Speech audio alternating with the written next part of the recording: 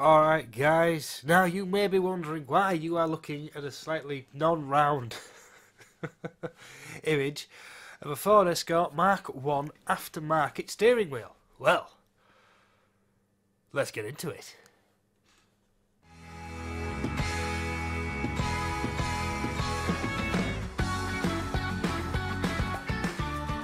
So then, the reason why you are looking at a Ford Escort aftermarket Mark 1 steering wheel is because I am entering into Project Dark Shadow. Haha! I've currently got the wheel. It's the only part of Dark Shadow that I have. If I had my webcam turned on, I'll be able to show you. But you have to make do with the leather sound. Oh, leather! Yes, I want to try this and see if I can pull it off. Now, I've made no secret about how much I like the G29, but I don't like the force feedback motor and the whine. It drives me nuts. I mean, it's nowhere near as bad as the Driving Force GT was. That was known as the Angry Cat, but still, it's annoying as hell. And they do not have a decent centering spring setup on it at all. I can't get on with it. I don't like it. It annoys me. Now, I did really like the Satis heavy equipment wheel, the farm sim wheel. Apart from the fact it's crap. The build quality is shocking. It did alright for what I needed it for, but it's the young one's playing about with it now, and I think she's a bit rougher than me. It's got a hell of a wobble to it. I don't know how much longer it's going to last. And then there was the issue with, was it the pedal or the steering? I think it was the steering that went nuts, didn't it, with a loose wire? Oh, it's terrible. I now know that was made by Mad Cats. They got their hands on that part, didn't they? And they're not quite as keen on it as Satis. Satis did the side panel. Everybody loves the side panel. Not many people are a fan of the wheel.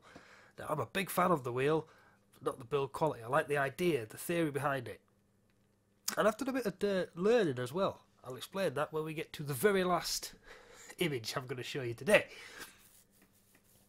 Because when you're driving around with the Satis wheel, you notice the steering wheel in carbon farm sim would skip. It didn't read as many bits. It's all to do with the bits. The bits are important. Now, the G29, it's lovely and smooth with it. This has more bits and more steps, I believe they call them. Now, I thought it was the potentiometer. It's not. It's the control board's pretty majiggies, all the bits and pieces on there. Annoying. And I've also found out that the pedals for the G29 are apparently, I think it's 8-bit, 256 steps. So they should be kind of jerky as well, which may not be a reason why I can't drive slowly up to things.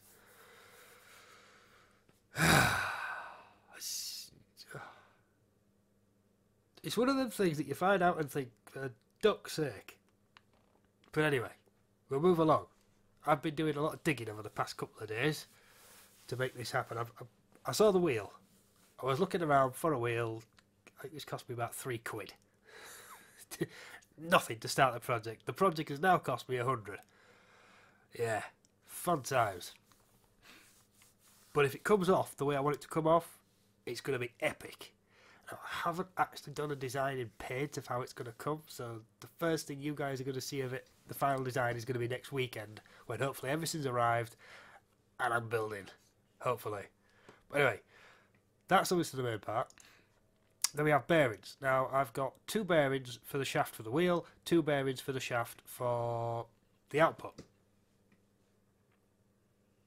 And I like these because I can bottom down, I can move them around, flex them around, do what I need to do, and I've got little grub screws on them, so I don't need any circlips or anything daft to hold the shaft in. Yes! And I believe they've got 2. Oh, that one's got 2. Does that have 2? I can't see. Oh, I'm tired. I think it does, yes. They've got 2. Nice. Even better. Awesome. Bonus. And they are so cheap. Because it's only a centimetre of the gap. They're tiny. But it works. It works. I was at grub screws. These are for... Oh, I've not got the image of that up. Bugger. I'll be back. And we've got the pages up. Right, I got the grub screws for... the belt pulleys, because it's going to be a belt drive. There's a little pulley going on the steering wheel shaft, and then another shaft which has a bigger pulley on, so we can get the rotations in.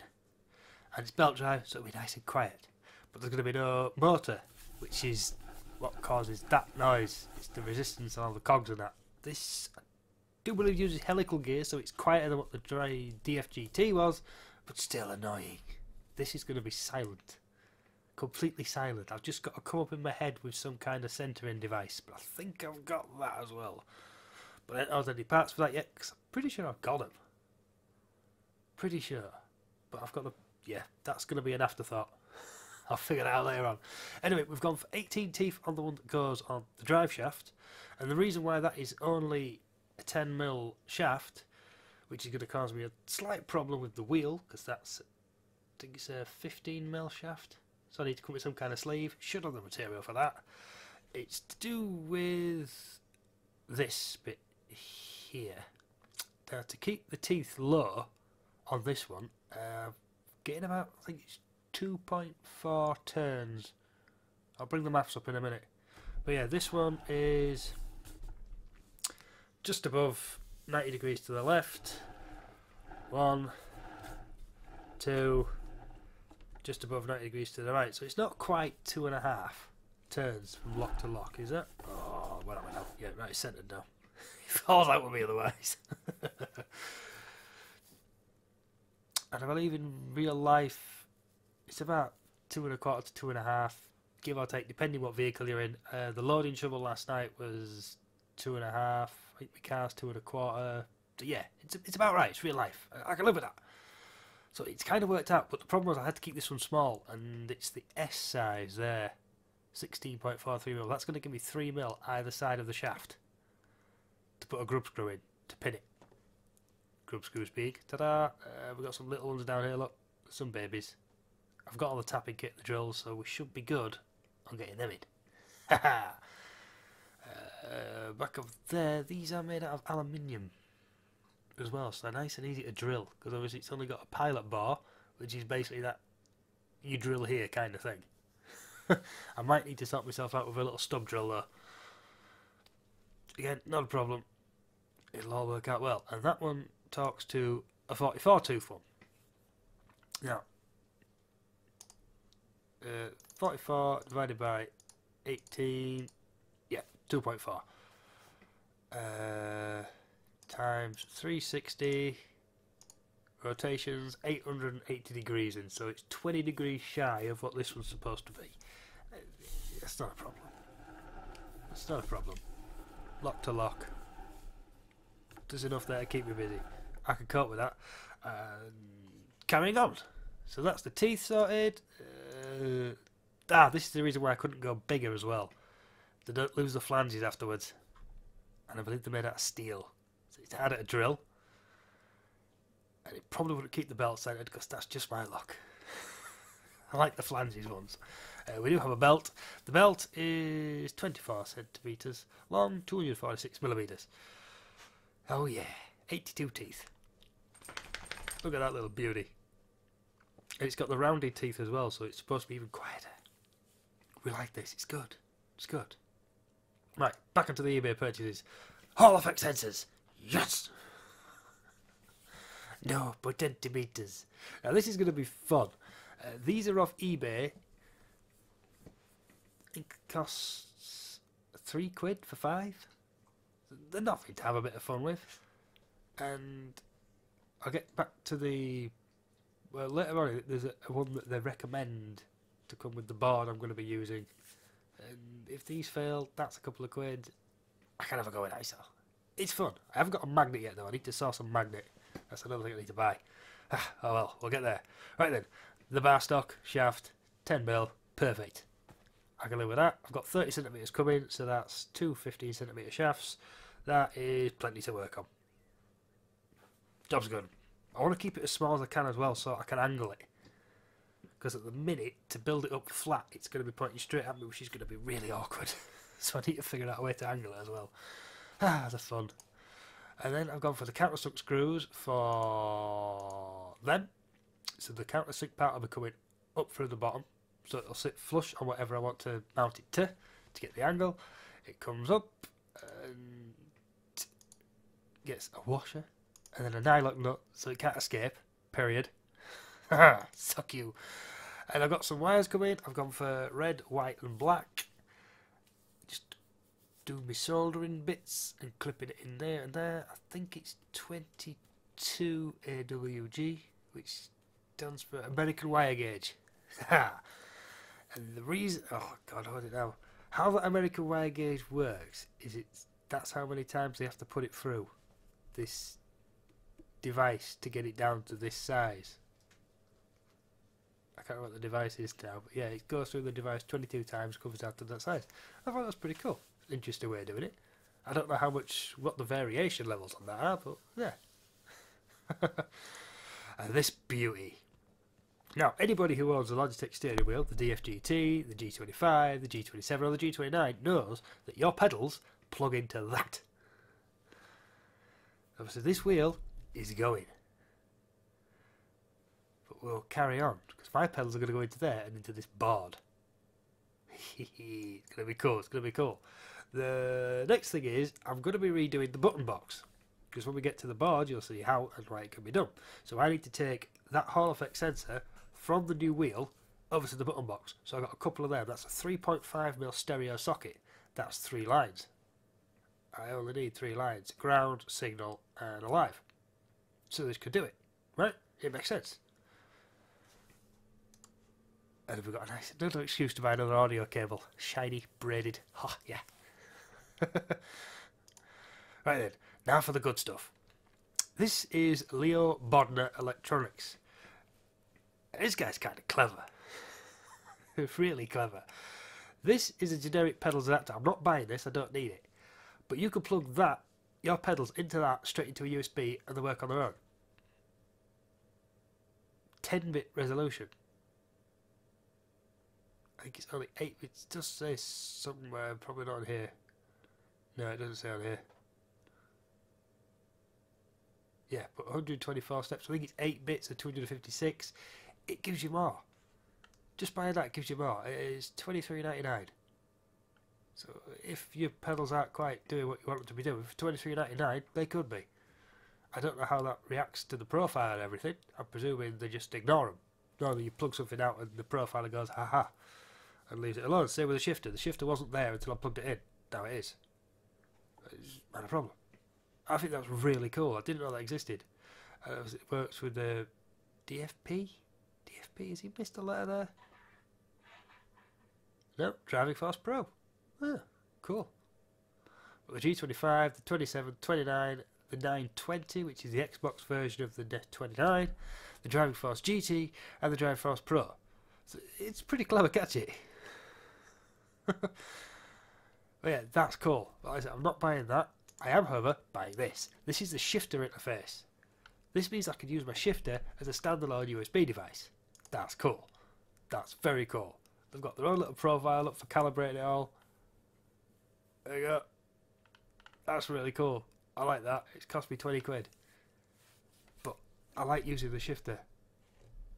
And from doing this, I don't know how they've wired the shifter, what's inside it. It's different from the 25 and the 27. They obviously had all the D-pad and the buttons on the back. So they were a lot more complicated than, in theory, what this is. But this guy's done it for me for 20 quid. Saves me getting my head all fudged up. So, yeah, I'll take that. Thanks, dude, very much. I've already got the cables from my experiments with audio. So, haha, victory. And now, finally, the piece de resistance. This is the big board. I wasn't going to get this one. I was going to get the one for £25, not the £50 one. But I decided I might as well invest in this now rather than have to buy it later on to do what I want to do. So this is going to be living inside the button box. That old controller internals is going to be getting launched because I've shagged it. It's done. It's over. This is going to be getting done. Now, this is really cool. I don't need to solder anything on here. You just feed it in. I think you push the button down, feed it in, release the button, and it grabs it. It's like audio wires on big speakers. It's just done. That's it. Simple as. You've got 8 analog inputs. So steering. Well, I need 4. for the steering, the throttle, the brake, and the clutch. I only need 4. I've got another 4 to play with. I'll think of something. Something I'll be wanting to be done at some point. I'll figure it out. But that's really cool. And then it's 12-bit this. So it's even better than the pedal extension connector doodad. What the hell was it called? Adapter. Makes sense. Yeah, so that's got even more resolution steps. And that's what my pedals are going to get wired into. It does actually say on here. Doesn't it? No, where are you? You demon. Connect the pin out. There we go.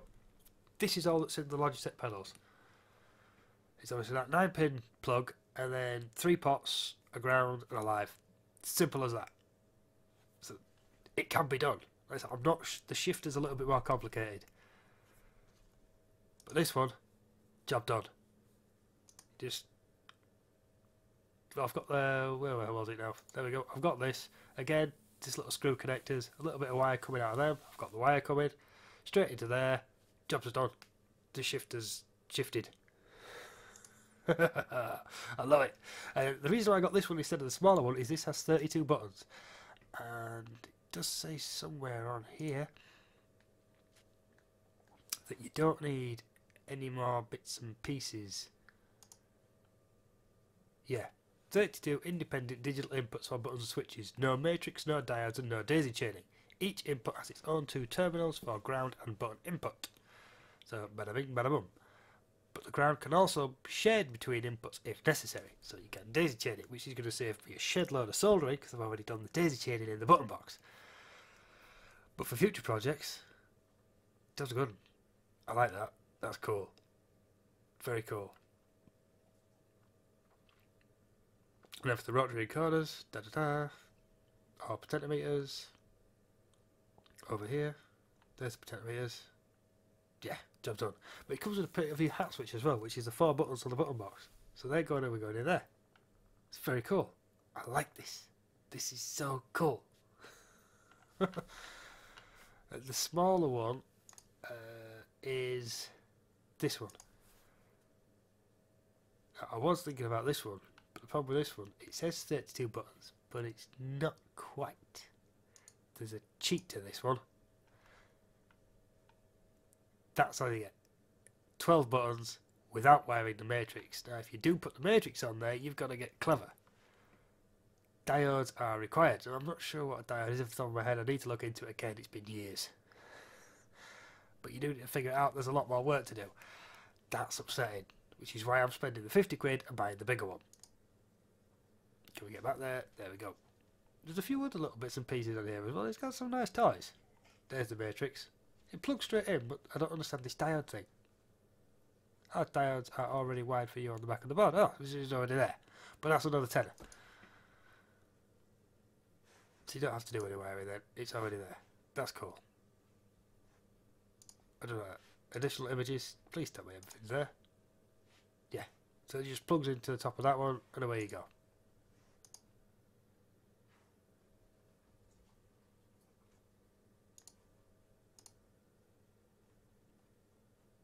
But this does require header work. And it doesn't look as strong as the other one. So you got to solder that one, you got to do the bits. I do like the one I've spent the money on. It's already there. It's done. I mean, that one that actually was cheaper. That would have been around £34 then. So it'd save me 15 quid. But for simple ease of use, job done. It's stronger because it's all one piece. It's easy to plug the wires in and take the wires out again. If something breaks, the controller, I want to change something, I don't need to resolder it. I could just do it. Happy days. Job's good. I like this. I like this. But anyway, this is the project. Operation Dark Shadow. I'm going to be building a Hall effect wheel with no silly motor. Because I don't like the motors. I don't use them. If I ever do come around using it, I'm going to keep on the G29. It's not going too far. And we'll see how we get on. But right guys, if you're looking forward to this project as much as me, please sub, like and share. All the support for the channel is very much appreciated. And on that note, I will leave it there. but we'll catch you all next time. Laters.